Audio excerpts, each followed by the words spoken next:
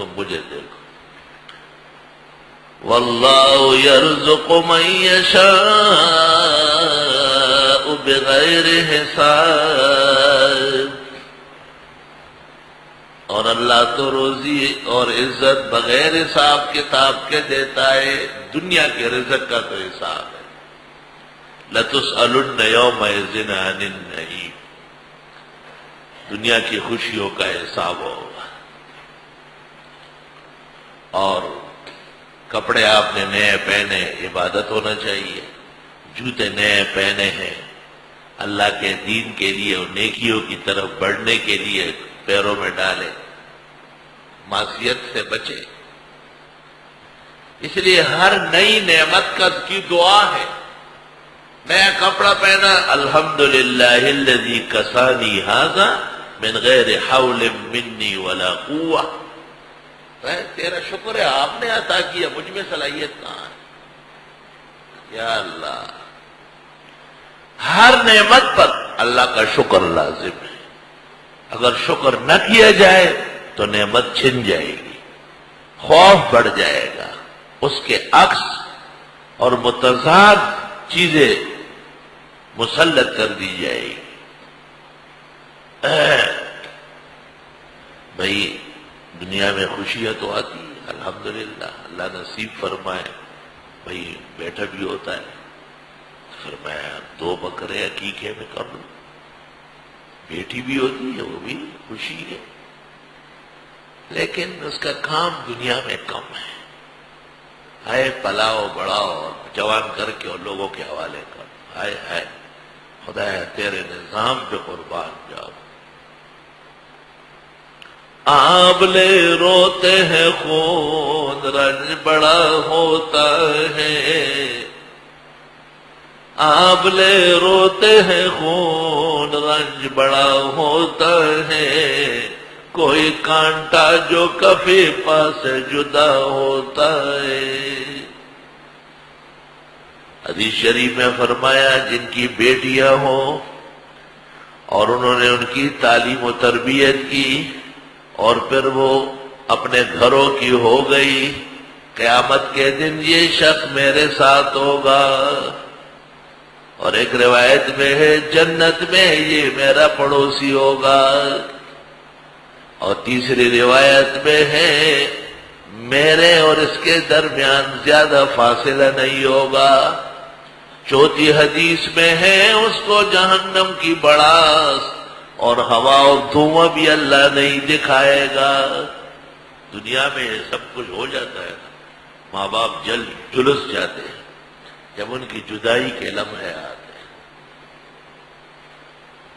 صوفیاء کے اسانید پر ہے کہ جس شخص کے گھر میں بچی کی ولادت ہو جائے, بچی کی, وہ اتنا خوش ہو جائے جیسے میں اس کے گھر کے ہر کمرے کے ہر کونے میں مہمان ہوں. آپ کو پتہ ہے مہمان کس کو کہتے ہیں؟ مہمان اس کو کہتے ہیں کہ میزبان کی عزت بڑھ جائے, بہت خوش ہوتا ہے. ہم نشیں میرے جب ایام بھلے آئیں گے, بن بلاوے میرے گھر آپ چلے آئیں گے. مہمان اس کو نہیں کہتے جس کو دیکھ کے آدمی ابوسن کب تو ریرا ہو جائے. مہمان اس کو کہتے کہ آپ کہیں کہ شکران ہے ہزاروں عید آئے. پشتو کی روایات وہ کہتے ہیں وہی کان ہے اڑوں کان ہے, ایک بڑا پتھر اس کو آج الٹیں گے کہ اللہ نے ہماری قسمت اچھی کی اور ہمارے گھر مہمان آئے. لوگوں کو مہمانی کی تمیز کیا ہے, وہ کیا جانتے ہیں. ان کا خلق نہیں ہے کہ مہمان کس کو کہتے ہیں. حضرت فرماتے میں اس کے گھر 4 مرتبہ مہمان ہو رہا ہوں. یا اللہ, پہلی مرتبہ تو بچی پیدا ہو گئی تو لوگ کہیں گے آئے بیٹا ہو جاتا. تو یہ جلن بھی برداشت کرے, میں آیا ہوں نا, میرا آنا کافی ہے. پھر جب یہ بڑھنے لگے گی تو تربیت ہوگی, جب یہ بڑی ہو جائے گی تو شادی ہوگی, پھر وہاں گھر سجے بنے یا تکلیف پیش آئے. یہ 4 مرحلے ایک بچی کے بارے میں ماں باپ کو سہنے پڑتے ہیں. تو حضرت نے تسلی دی کہ میں آپ کے گھر 4 مرتبہ میں آؤں، یا رب صلی وسلم علیہ۔ وہ آئے ہمارے گھر، خدا کی قدرت ہے، کبھی میں ان کو کبھی اپنے گھر کو دیکھتا۔ میں حدیث کے طلباء کو کہتا ہوں کہ اس میں حضرت نے تسلی دی ہے۔ بعض قومیں لڑکے سے تو خوش ہوتی ہے لیکن لڑکی پر خفا ہوتی ہے، اور خاص کر جہاں حضرت مبعوث ہوئے وہ تو لڑکی نہیں چاہتے۔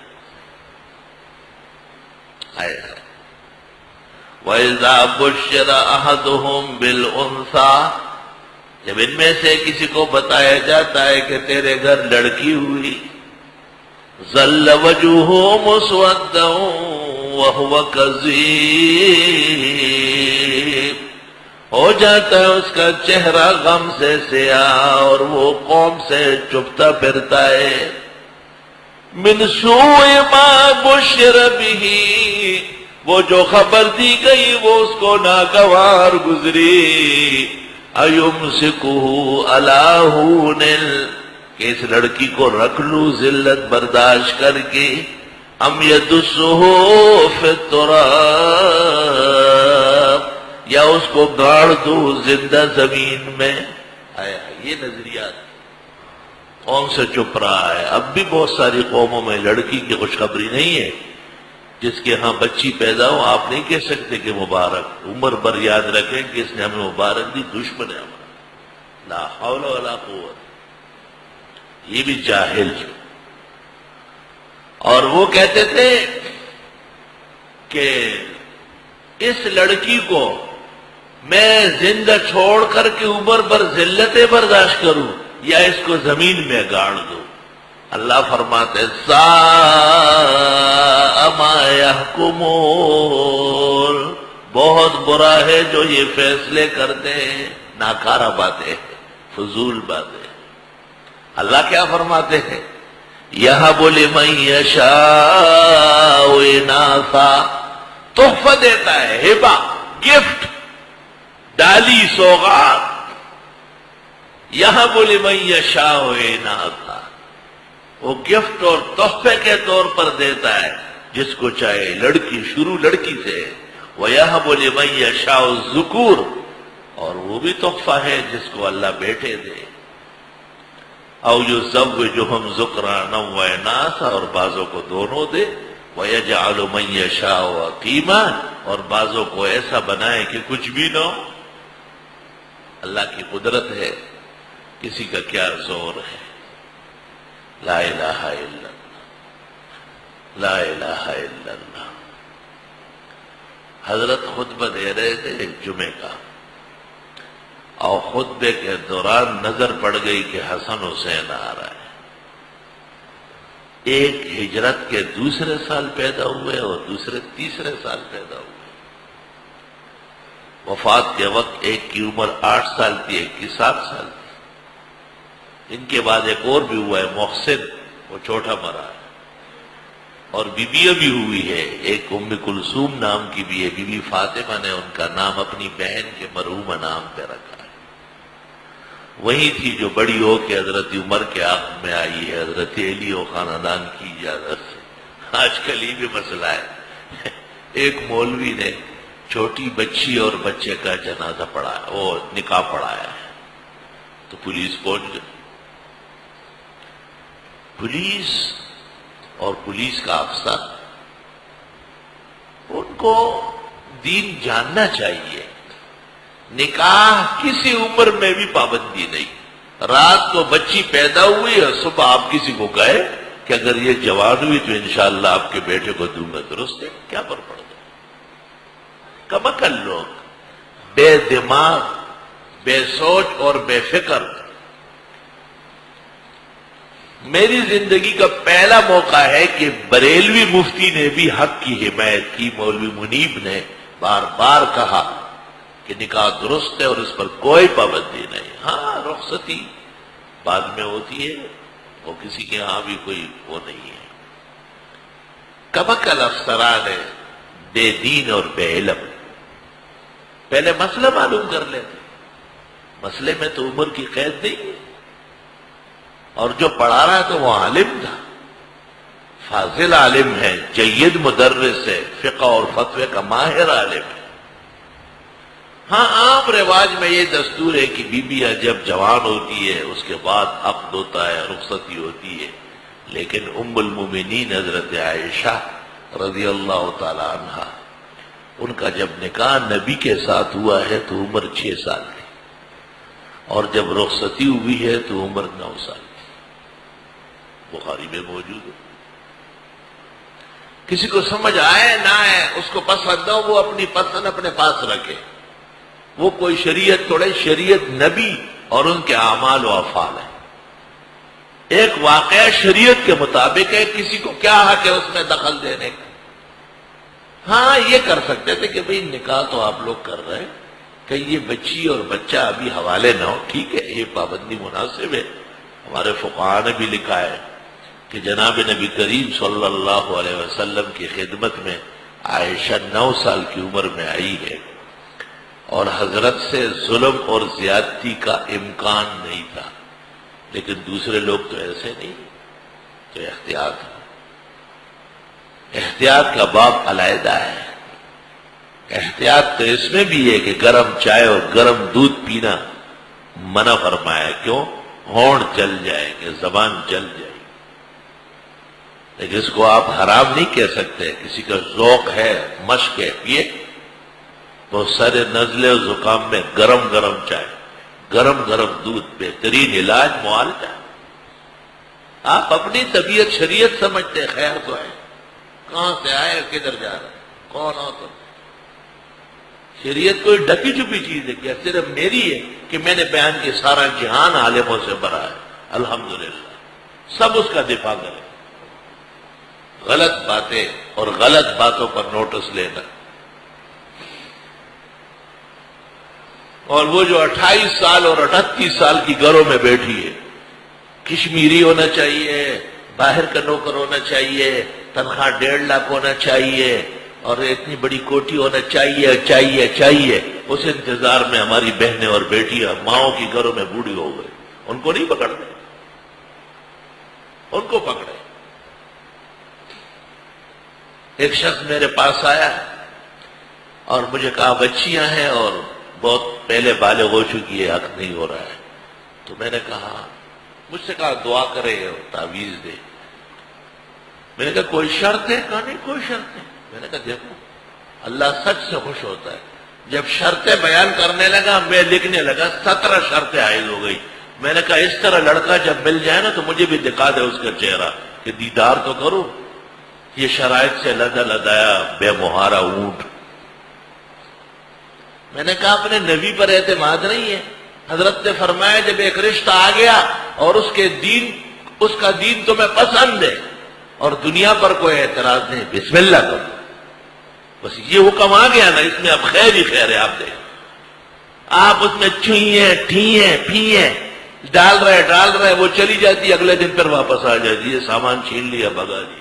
یہ آپ ذمہ داری، آپ نبی کی ذمہ داری سے آپ کر لیں، دیکھ رہے۔ وہ شخص مجھے کہتا ہے اچھا ٹھیک ہے بس میں راضی ہوں، آپ کریں۔ میں نے کہا کروں؟ اس نے کہا ہاں۔ میں نے کہا یہ کلاس بیٹھی ہوئی ہے، دیکھو 44 جوان لڑکے، آپ پسند کریں، ان میں سے ایک کو میں ایسا انگلی کروں گا، ووٹ کھڑا ہوگا، یہاں آئے گا، اس سے پوچھیں گے نہیں، میں کہوں گا کہو کہ میں نے قبول کیا ہے۔ مجھے کہا نہیں میں ذرا گھر جاتا ہوں۔ وہ جو گھر گیا ہے واپس نہیں آیا۔ یہ تو اخلاق ہے، یہ کردار ہے۔ میں نے ایسا کرنا نہیں تھا، صرف اس کو شریعت کی آسانیاں بتا رہا تھا کہ شریعت مقدسہ میں تو اتنی زیادہ تفتیش، تجسس، کس خاندان کا ہے، کہاں سے آیا ہے، ان کے بڑے کیا کرتے تھے۔ بھائی خدا کا خوف کرو، مسلمان ہے، نبی کا امتی ہے، حسین جمیل ہے، کام کاج پر ہے، نمازیں پڑھتا ہے، بس ہو گیا بہت۔ آپ بسم اللہ کریں۔ آپ نے جتنا انتظار کرایا، شرطیں بڑھائی، یہ کسی کے ساتھ نہیں، اپنی بچی کی زندگی، اس کی بہترین عمر، اس کی عمدہ صلاحیتیں وہ آپ نے مٹی میں ڈالی۔ اس کا جواب آپ اللہ کو دیں گے۔ بلوغ کے بعد جب صالح رشتہ آئے اور آپ نہ کر لے اور پھر جتنی ماہواریاں گزرے گی ان سب کا حساب آپ کو دینا پڑے گا ایک ایک دن قیامت کے میدان میں۔ اور خدا نخواستہ اگر وہ ویسے رہ گئی یا کسی گناہ کا ظہور ہوا تو ایسے اڑیل قسم کے ماں باپ معاشرے سے بے بہرے اور بے خبر وہ اس گناہ میں بھی شریک ہو۔ بیویاں ویسے نہیں بیٹھی ہوئی گھروں میں، ان کے ساتھ ان کے بڑے نا تجربہ کاری کی وجہ سے اپنے خیال میں بہت اچھا ڈھونڈنے والا، اتنا اچھا، اللہ اس کو اچھا کرے۔ برے اچھے ہو سکتے اور اچھے برے ہو سکتے جب معاملہ خدا کے ہاتھ میں ہے۔ یہاں ایک نوجوان آتا تھا، بہت زمانہ ہو گیا، وہ ایک چھوٹی سی کلینک کرتا تھا، بڑا پکا نمازی تھا، ہمارے درسوں کا پابند تھا، وہ حسین جمیل لڑکا تھا۔ اس نے مجھے کہا کہ یہ فلاں گھر میں میرا رشتہ کرائے۔ میں نے جا کے وہاں کے بزرگوں سے، معززین سے گفتگو کی، وہ بڑا برا مان گیا۔ مجھے کہتے ہیں یہ وہ، میں نے کہا کس طرح دیں گے، کوئی طریقہ بتاؤ۔ اس زمانے میں بہت عروج تھا، لوگ سعودی عرب جاتے تھے اور بڑے پیسے لاتے۔ سعودی عرب میں ہوتا تو دے دیتے، اور یہ تو چھوٹی سی کلینک ہے، اس کے لیے ہم نہیں دے سکتے۔ میں نے کہا بس اتنی بات ہے۔ تو میں واپس آیا، میں نے اس کو کہا کہ بھائی وہ تو سعودی عرب والا داماد چاہیے، ان کو آج کل تو امریکہ اور برطانیہ والا چاہیے، سعودی عرب بھی انفٹ ہو گیا۔ اس نے کہا ٹھیک ہے آپ دعا کریں۔ کلینک وغیرہ بند کر کے اور مہینہ 2-3 مہینے میں کوئی ویزا لگوا کے باہر چلا گیا، وہاں سے پیغام کسی اور کے ہاتھ سے بھیجا، عقد ہو گیا، واپس آ گیا، زبردست شادی ہو گئی، اور کچھ کے بعد پھر واپس اپنی کلینک میں بیٹھ گیا اور کہا میں نے سعودی عرب نہیں جانا، یہ شادی ہو گئی۔ میرے کلینک اتنا چلتا ہے کہ میں اور میری گھر والے حلال رزق کھا سکتے ہیں، میں کیوں پرائے ملکوں میں کام کروں؟ تو جو اس طرح غلط طریقے سے تجسس کرتے ہیں پھر وہ غلطوں کے ساتھ مبتلا ہو۔ گفتگو کا مقصد یہ کہ بے شک ہر باپ یہ چاہتا ہے کہ بیوی کا مستقبل عالی ہو اور روشن ہو، لیکن یہ صرف تجسس سے نہیں، اللہ سے مانگنے سے ہوتا ہے۔ بادشاہوں کے ہاں عورتیں نہیں چل سکتی اور فقیروں کے ہاں خواتین چل جاتی۔ بڑے اونچے گھرانوں میں عزت نہیں ملتی، متمول اور عام متوسط گھرانوں میں عموماً آرام نصیب ہو جاتا ہے۔ اصل تو یہ ہے کہ اللہ تمام بیویوں کے رشتے عزت کے ساتھ، وقار کے ساتھ، صلاح فلاح کے ساتھ، ماں باپ کے دل و دماغ روشن کرنے کے ساتھ منعقد فرمائے اور ان کے گھر جنت کے باغات بنائے۔ پیغمبر فرماتے ہیں جب تمہیں رشتہ پیش ہوا اور اس کا دین تمہیں پسند ہے اور دنیا پر کوئی اعتراض نہیں، کر لو، ہاں کر لو، اللہ اس میں خیر ڈالے گا۔ آگے کیا کہا ہے؟ اللہ تفعلوا، اور اگر تم نہیں کرو گے یکن فساد فی الارض، روئے زمین فساد سے بھر جائے۔ حضرت نے پہلے سے گھنٹی بجائی کہ تم جو زیادہ تجسس کرتے ہو، تعمق کرتے ہو، اس کے نقصانات پہنچ رہے ہیں۔ بہرحال حضرت حسن اور حضرت حسین تشریف لا رہے تھے، چھوٹے چھوٹے بچے تھے، 4 سال 5 سال کے، 3 سال 4 سال۔ حضرت خطبہ دے رہے تو جب حضرت خطبہ دیتے تو صحابہ کرام کا منہ تو اس طرف ہے، قبلے کی طرف۔ صحابہ تو ایسے نہیں تھے جیسے ہمارے زمانے کے نمازی بیٹھے یہاں ہوں گے اور دیکھیں گے کابل کو اور زابل کو، ان میں تو وہ سلیقہ نہیں۔ صحابہ جب نبی کو دیکھ رہے ہیں تو کوئی اور نظر نہیں آ رہا، حضرت خطبہ دے رہے ہیں اور حضرت کو دیکھ کے نانا جان کو تو آتے ہیں اور گرتے ہیں، اٹھتے ہیں۔ حضرت خود نیچے اترے ممبر سے، حسن کو بھی گود میں اٹھایا، حسین کو بھی اٹھایا، ممبر پر واپس آئے، ان سمیت خطبہ دینے لگے۔